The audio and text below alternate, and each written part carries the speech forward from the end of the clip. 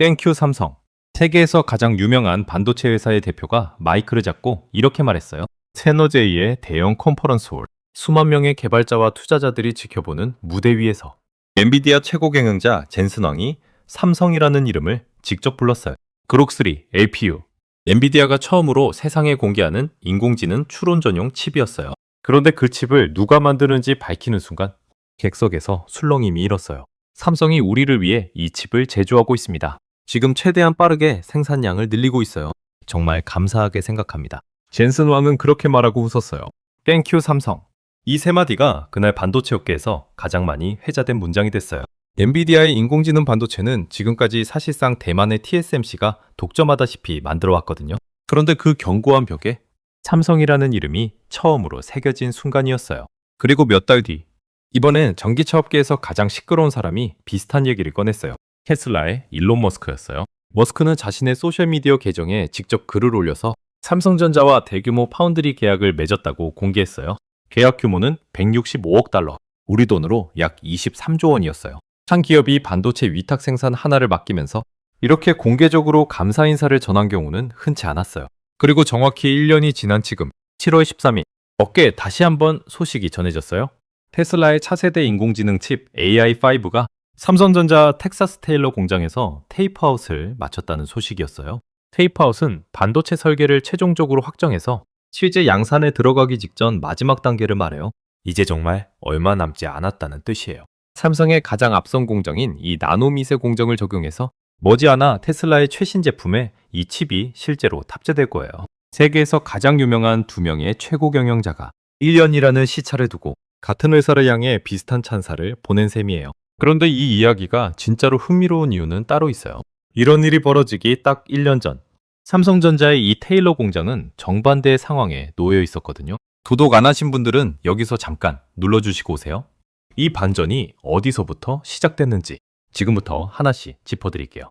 먼저 반도체 위탁 생산이라는 게 어떤 시장인지부터 짚고 갈게요. 세상에는 반도체를 직접 설계하는 회사가 있고 그 설계도를 받아서 실제로 만들어주는 회사가 따로 있어요. 애플이나 엔비디아, 테슬라 같은 회사들은 칩을 설계만 하고 실제 생산은 다른 공장에 맡기는 경우가 많아요. 이걸 파운드리, 우리말로 위탁 생산이라고 불러요. 그리고 이 파운드리 시장에서는 오랫동안 대만의 TSMC가 사실상 독보적인 1위 자리를 지켜왔어요. 시장조사 업체 트렌드포스가 집계한 자료를 보면 전 세계 파운드리 시장에서 TSMC가 차지하는 비중은 70% 안팎이에요. 10개의 첨단 칩 중에 7개는 TSMC 공장에서 나온다는 얘기예요. 그리고 그 뒤를 잇는다는 삼성전자는 같은 조사에서 7% 안팎에 머물러 있었어요. 숫자로만 보면 10배 가까이 차이가 나는 격차였어요. 레이스라고 부르기도 민망할 정도의 거리였어요. 특히 첨단 공정으로 갈수록 이 격차는 더 벌어졌어요. 가장 미세한 공정에서 안정적으로 대량 생산을 해낼 수 있는 능력. 이걸 업계에서는 수율이라고 부르는데 이 수율에서 삼성은 오랫동안 TSMC를 따라잡지 못했어요. 메모리 반도체 시장에서는 삼성이 세계 1등이었지만 파운드리 시장에서는 이야기가 완전히 달랐어요. 그래서 빅테크 기업들이 최첨단 인공지능 칩을 맡길 때는 거의 습관적으로 TSMC의 문을 두드렸어요. 애플도, 엔비디아도, 퀄컴도 가장 중요한 분량은 대부분 대만으로 보냈어요. 삼성전자는 이 흐름을 바꾸기 위해서 미국 텍사스주 테일러라는 도시에 대규모 공장을 지었어요. 투자 규모만 370억 달러. 우리 돈으로 약 56조 원에 달하는 초대형 프로젝트였어요. 이 나노 이하의 초미세 공장을 미국 땅에서 구현하겠다는 야심찬 계획이었어요. 그런데 공장을 다 지어놓고도 정작 채울 물량이 부족했어요. 주문이 들어오지 않으니 공장을 가동할 이유가 없었어요.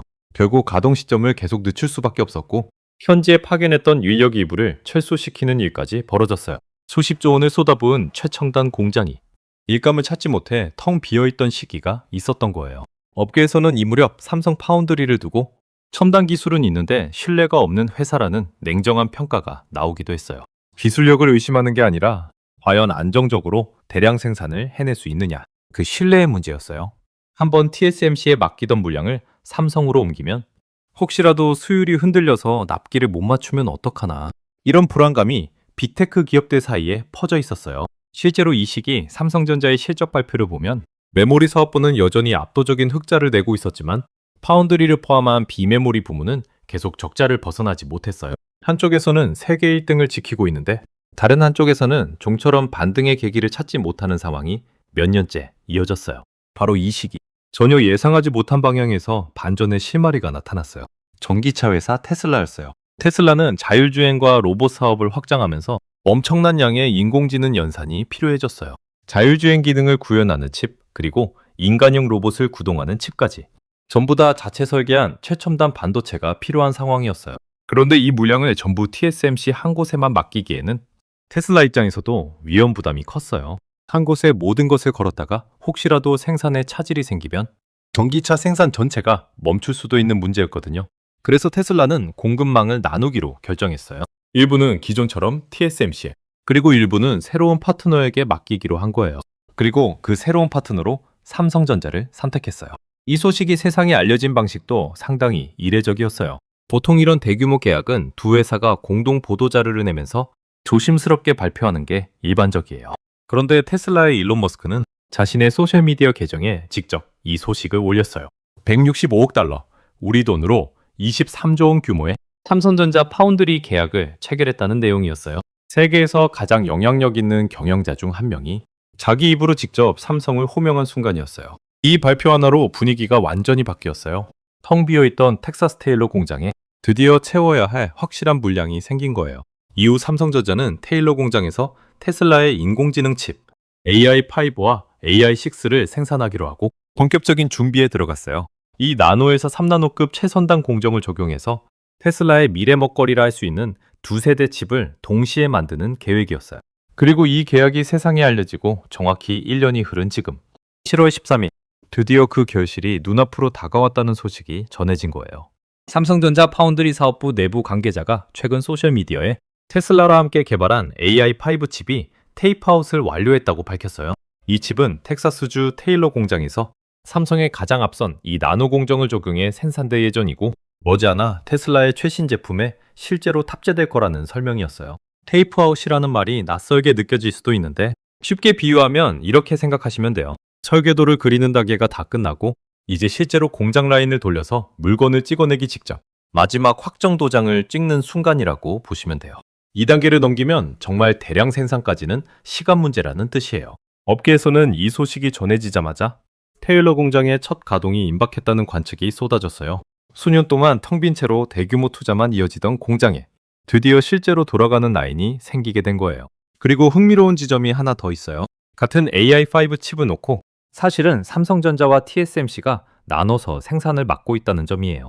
앞서 지난 4월 일론 머스크는 또 한 번 자신의 계정에 AI5의 테이프아웃 소식을 전하면서 이 칩을 만들 수 있도록 도와준 삼성전자와 TSMC에게 감사하다고 밝힌 적이 있어요. 그런데 그때 머스크가 언급했던 테이프아웃은 사실 TSMC 쪽 물량이었던 것으로 파악돼요. 삼성전자 몫의 설계도 전달은 그로부터 시간이 더 흐른 뒤에야 마무리된 거예요. 같은 칩 하나를 놓고 세계 최대 파운드리 기업과 한때 만년 2등으로 불리던 도전자가 나란히 경쟁하며 생산을 나눠 갖는 구도가 만들어진 거예요.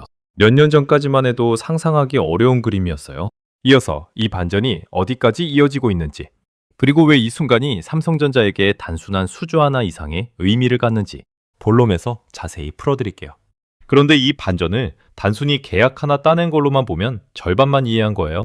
진짜 중요한 지점은 따로 있어요.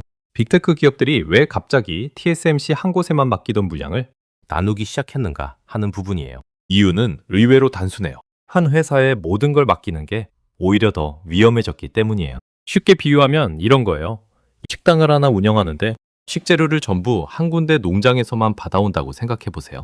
그 농장에 가뭄이 들거나 사고가 나면 식당 문을 닫아야 하는 상황이 오는 거예요. 아무리 그 농장 재료가 최고라고 해도 거래처를 하나만 두는 건 장사하는 사람 입장에서는 도박이나 마찬가지예요. 반도체도 똑같아요. 애플이나 엔비디아, 테슬라 같은 회사들이 만드는 인공지능 칩은 이제 자동차 한 대, 서비스 하나가 아니라 회사 전체의 미래가 걸린 핵심 부품이 됐어요. 그런데 이 핵심 부품을 배만이라는 한 지역, 그리고 TSMC라는 한 회사에만 전량 의존한다는 건 지정학적으로도 공급망 측면에서도 너무 위험한 선택이에요. 대만 해협을 둘러싼 긴장이 계속 뉴스에 오르내리는 것도 이런 불안감을 키우는 배경 중 하나예요. 그래서 빅테크 기업들은 몇 년 전부터 파운드리를 최소 2곳 이상으로 분산시키는 전략을 준비해왔어요. 문제는 TSMC를 대신할 만한 두 번째 선택지가 세상에 거의 없었다는 거예요. 이 나노급 최선단 공정을 안정적인 수율로 대량 생산할 수 있는 회사는 전 세계를 통틀어도 손에 꼽아요. 그리고 그 몇 안 되는 후보 중 하나가 삼성전자였어요. 메모리 반도체에서는 이미 세계 1등을 증명해 보인 기술력이 있었고, 파운드리에서도 오랫동안 첨단 공정 투자를 멈추지 않았거든요. 다만 앞서 말씀드렸던 것처럼 실제로 대량 생산을 맡길만큼의 신뢰를 아직 다 쌓지 못했을 뿐이었어요. 그런데 테슬라가 먼저 그 문을 두드렸고, 이번에 AI5 테이프아웃이라는 결과물로 그 신뢰가 실제로 작동한다는 걸 증명해 보인 거예요. 이게 왜 중요하냐면 한번 검증되면 다음은 훨씬 쉬워지기 때문이에요. 실제로 테슬라 다음으로 삼성 파운드리의 문을 두드린 곳이 바로 엔비디아였어요. 지난 3월 미국 세너제이에서 열린 개발자 행사 GTC 2026에서 젠슨 황 엔비디아 최고 경영자는 무대에 올라 엔비디아의 새로운 인공지능 추론칩 그록3 LPU를 처음 세상에 공개했어요. 그리고 이 칩을 만드는 곳이 삼성전자라고 직접 밝혔어요. 지금 최대한 빠르게 생산량을 늘리고 있다. 정말 감사하게 생각한다. 이렇게 말하면서 삼성이라는 이름을 2번이나 언급했어요. 엔비디아의 인공지능 칩 생태계는 그동안 사실상 TSMC의 동무대였어요. 그래픽 처리 장치 대부분을 TSMC가 만들어왔고, 삼성전자와의 관계는 주로 메모리 반도체, 그 중에서도 고대 여폭 메모리를 공급하는 역할에 머물러 있었어요. 그런데 이번에 처음으로 파운드리, 그러니까 칩을 직접 찍어내는 역할까지 삼성이 맡게 된 거예요. 메모리만 잘 만드는 회사에서 설계도를 받아 실제 칩까지 완성해내는 회사로 역할이 한 단계 넓어진 셈이에요. 이 자리에서 삼성전자는 세계 최초로 차세대 고대역폭 메모리인 HBM4의 시제품과 웨이퍼도 함께 전시했어요. 웬슨 헝은 이 시제품에 직접 사인을 남기며 삼성은 세계 최고라는 말을 남기기도 했어요. 메모리에서도 최고로 인정받고 파운드리에서도 처음으로 손을 잡은 순간이 겹친 거예요. 업계에서는 이걸 두고 삼성전자가 가진 독특한 구조를 다시 주목하기 시작했어요. 메모리도 만들고 설계도 받고 위탁 생산도 하는 회사. 이런 구조를 종합 반도체 기업, 줄여서 IDM이라고 불러요. 쉽게 말하면 이런 거예요. 어떤 회사는 요리법만 파는 컨설턴트고 어떤 회사는 주방만 빌려주는 임대업자예요. 그런데 삼성전자는 요리법도 개발하고 주방도 직접 운영하고 재료 농장까지 가지고 있는 회사인 거예요. 한 지붕 아래에서 메모리, 파운드리, 패키징까지 전부 다 해결할 수 있다는 건 빅테크 기업 입장에서는 상당히 매력적인 조건이에요. 여러 회사와 따로따로 계약을 맺고 조율할 필요 없이 한 곳에서 거의 모든 걸 끝낼 수 있으니까요. 실제로 이번 GTC 행사에서 삼성전자는 메모리 핵심 부품인 코어 다이는 가장 앞선 미세 공정으로, 그리고 파운드리 부품인 베이스 다이는 4나노 공정으로 동시에 공급하는 구조를 강조했어요. 메모리와 로직 반도체, 패키징 기술을 전부 자체적으로 통합해낸 IDM 구조가 실제로 작동하고 있다는 걸 보여준 거예요. 이제 숫자로 이 반전의 크기를 한번 확인해 볼게요. 삼성전자가 이달 초 공개한 올해 2분기 잠정 영업이익은 89조 4천억 원이었어요. 이 중에 메모리 반도체가 차지하는 비중이 94%, 금액으로는 약 84조 원에 달해요. 여전히 메모리 하나로 회사 전체를 떠받치고 있는 구조예요. 반면 파운드리를 포함한 비메모리 부문은 같은 기간 6천억 원 안팎의 적자를 낸 것으로 추정돼요. 메모리는 압도적인데 파운드리는 여전히 적자. 이 불균형이 몇 년째 이어져 온 삼성전자의 오랜 숙제였어요. 그런데 업계에서는 이번 AI5 물량이 본격적으로 출하되기 시작하면 이 적자 폭이 눈에 띄게 줄어들 거라는 전망이 나오고 있어요. 빠르면 내년 이후로는 파운드리 사업부가 흑자로 돌아설 수 있다는 관측까지 나오는 상황이에요. 수년째 적자를 벗어나지 못하던 사업부에 드디어 반등의 시나리오가 그려지기 시작한 거예요. 구독 안 하고 여기까지 오신 분들 계시면 지금이라도 눌러주시면 다음 소식들도 놓치지 않고 받아보실 수 있어요.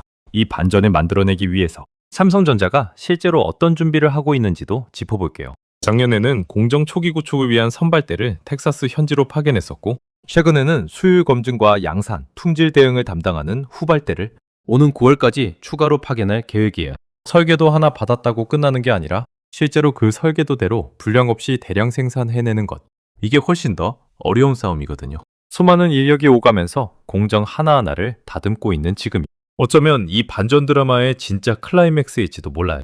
그리고 이 모든 흐름의 정점에서 이재용 삼성전자 회장이 직접 움직였어요. 파운드리 사업부를 이끄는 한진만 사장과 함께 전 세계 빅테크 거물들이 모이는 썬밸리 콘퍼런스에 참석해서 주요 고객사들과 인공지능 반도체 그리고 파운드리 협력 확대 방안을 직접 논의한 것으로 알려졌어요. 메모리에서 세계 1등을 지켜온 회사가 파운드리에서도 이제 진짜 경쟁자로 인정받기 시작한 순간이에요. 이어서 이 흐름이 앞으로 어디까지 이어질 수 있는지, 그리고 TSMC를 비롯한 경쟁자들은 이 상황을 어떻게 바라보고 있는지 계속해서 풀어드릴게요. 이 소식을 가장 긴장하며 지켜본 곳은 다름 아닌 TSMC예요. 수십 년 동안 지켜온 절대 강자 자리에 처음으로 균열이 생기기 시작한 거니까요. 업계에서는 이번 삼성의 반등을 두고 TSMC 독주 체제에 균열이 생겼다는 평가가 나와요. 물론 70%대 7%라는 격차는 여전히 압도적이에요. 당장 순위가 뒤바뀌는 건 아니에요. 하지만 의미는 숫자보다 훨씬 커요. 지금까지는 아예 선택지에 오르지도 못했던 회사가 이제는 세계에서 가장 까다로운 두 고객사의 명단에 당당히 이름을 올렸다는 사실 자체가 중요한 거예요. 한 번 뚫린 벽은 다음이 훨씬 쉬워져요. 빅테크 기업들은 서로의 선택을 참고하는 경향이 있어요. 머스크가 먼저 문을 두드리고 젠슨 황이 뒤이어 손을 잡으면서 이제 삼성 파운드리는 검증된 대안이라는 꼬리표를 얻게 됐어요. 다음 고객사를 설득할 때 필요한 가장 강력한 무기가 이미 2개나 확보된 셈이에요. 실제로 업계 전문가들은 삼성전자가 앞으로 확보할 메모리와 파운드리를 결합한 턴키 전략에 주목하고 있어요. 고대 여풍 메모리 하나만 파는 게 아니라 칩 설계부터 메모리, 위탁 생산, 패키징까지 한 번에 묶어서 제한하는 전략이에요. 이런 전략이 통하기 시작하면 지금은 7%에 불과한 점유율도 시간이 갈수록 조금씩 달라질 수 있다는 전망이 나와요. 물론 넘어야 할 산도 많아요. 수율을 안정적으로 유지하는 것도 계속된 과제고 텍사스 공장의 첫 실전 가동이 예상만큼 순조로울지도 아직은 지켜봐야 하는 상황이에요. 하지만 확실한 건 1년 전만 해도 텅 비어서 인력을 철수시켜야 했던 공장이 지금은 세계에서 가장 유명한 두 최고 경영자에게 공개적으로 감사 인사를 받는 공장이 됐다는 사실이에요. 이어서 이 드라마가 어떻게 시작됐는지 처음 그 장면으로 다시 돌아가면서 마무리해 볼게요. 다시 세너제이의 그 무대로 돌아가 볼게요. 젠슨 황이 그록3 LPU를 처음 공개하면서 삼성이라는 이름을 불렀던 순간, 객석에서 술렁임이 일었던 그 장면이요. 그 순간이 특별했던 이유는 단순히 큰 계약 하나를 땄기 때문이 아니에요. 내년 동안 수십조 원을 쏟아붓고도 정작 채울 물량이 없어서 인력을 철수시켜야 했던 공장, 세계에서 가장 까다로운 두 회사에게 동시에 인정받는 자리로 바뀌었기 때문이에요. 일론 머스크가 자기 손으로 직접 계약 소식을 세상에 알렸던 순간, 그리고 젠슨 황이 무대 위에서 삼성에게 감사 인사를 건넸던 순간, 이 두 장면 사이에는 정확히 1년이라는 시간이 있었어요. 그 1년 동안 텍사스의 공장에서는 선발대가 먼저 넘어가서 공정을 세우고 이제는 후발대가 넘어가서 수율을 다듬고 있어요. 화려한 발표 뒤에는 이런 눈에 띄지 않는 노력들이 계속 쌓여왔던 거예요. 70%와 7%. 이 격차는 아직 그대로예요. 하지만 이제 삼성전자는 그 격차를 좁혀나갈 진짜 무기를 손에 넣었어요. 검증됐다는 두 글자예요. 이 검증이라는 두 글자가 얼마나 큰 힘을 가지는지는 반도체 업계를 조금만 들여다봐도 알 수 있어요. 퀄컴도 AMD도 다들 지금 이 상황을 지켜보고 있어요. 지금까지는 첨단 물량을 맡길 곳이 사실상 TSMC 하나뿐이라고 생각했던 회사들이에요. 그런데 테슬라와 엔비디아라는 가장 까다롭고 가장 상징적인 두 고객사가 이미 삼성의 손을 들어줬어요. 이제 다른 회사들 입장에서는 삼성이라는 선택지를 검토조차 하지 않을 이유가 없어진 거예요. 한 번 신뢰를 얻은 파트너는 다음 계약에서는 훨씬 유리한 위치에서 협상을 시작할 수 있거든요. 그리고 이 이야기는 단순히 삼성전자 한 회사만의 성공담이 아니에요. 텍사스 테일러 공장에서 실제로 칩을 찍어내는 사람들, 수율을 검증하고 공정을 다듬는 후발대로 파견되는 엔지니어들, 이 모든 과정이 결국 한국의 반도체 기술력이 세계 최전선에서 직접 증명되고 있다는 뜻이기도 해요. 메모리 반도체 하나로 세계를 제패했던 나라가 이제는 반도체를 설계도대로 찍어내는 영역에서까지 세계 최고들의 인정을 받기 시작한 거예요. 7%라는 숫자는 작아 보일 수 있어요. 하지만 1년 전에는 그 7%조차 위태로웠다는 걸 떠올리면 이 숫자가 얼마나 빠르게 채워지고 있는지 느껴지실 거예요. 메모리에서 세계 1등을 지켜온 회사가 파운드리에서도 이제 선택지가 아니라 필수 옵션이 되어가고 있어요. 다음에는 어떤 회사가 땡큐 삼성을 외치게 될지 그 다음 장면이 벌써 궁금해지지 않으세요? 오늘 영상도 여기까지 봐주셔서 감사해요. 이런 반전 스토리 놓치기 싫으시면 구독이랑 알림 설정 꼭 부탁드릴게요. 다음 영상에서 또 만나요.